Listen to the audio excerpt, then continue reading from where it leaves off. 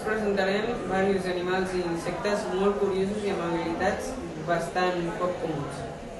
L'escorpí emperador, de nom científic Pandinus imperator, és un escorpí africà amb un verí poc potent, que es podria comparar amb el de la picada d'una abella. Aquest verí i les seves pinces molt més grosses a proporció d'un escorpí normal es deuen a que per caçar no utilitza el verí del fibló, sinó que utilitza les pinces per triturar les preses i deixar-les fetes un puré, que després absorbeix en un procés que dura diverses hores.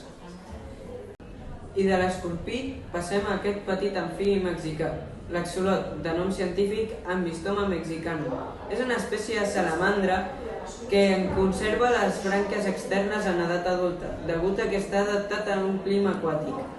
A part d'això, l'axolot té unes extremitats subdesenvolupades amb dits prims i llargs, no té parpelles i té una aleta dorsal que li va des de darrere del cap fins a la cloaca, que és per an excrement.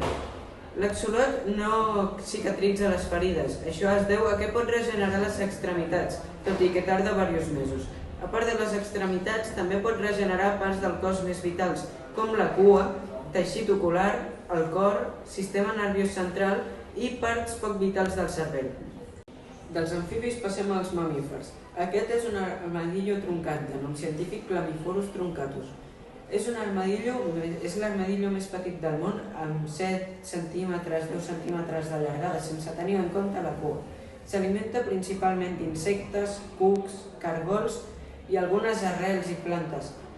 Normalment fa els nius al costat dels formiguers per alimentar-se de les formigues i de les seves larves. I si en algun moment es sent amenaçat, començarà a escarbar fins que estigui completament cobert per protegir-se. Passem a parlar de les abelles voltor. Són un grup de 3 espècies sud-americanes del gènere Trigona que no tenen fibló i s'alimenten de carronya. Aquestes abelles generen una substància similar a la mel, però que no prové del nèctar. Es suposa que ve de la seva dieta basada en carronya degut als alts continguts de proteïna que hi conté. I ara tornem amb els aràcnids. Aquesta és l'aranya de racó o aranya del violinista, de nom científic Loxosceles laeta. Aquesta aranya és curiosa perquè, a part de ser capaç d'amagar-se per racons molt petits, és una aranya que el seu verí és molt potent i desfà la proteïna. Per tant, una mossegada podria causar una infecció molt forta.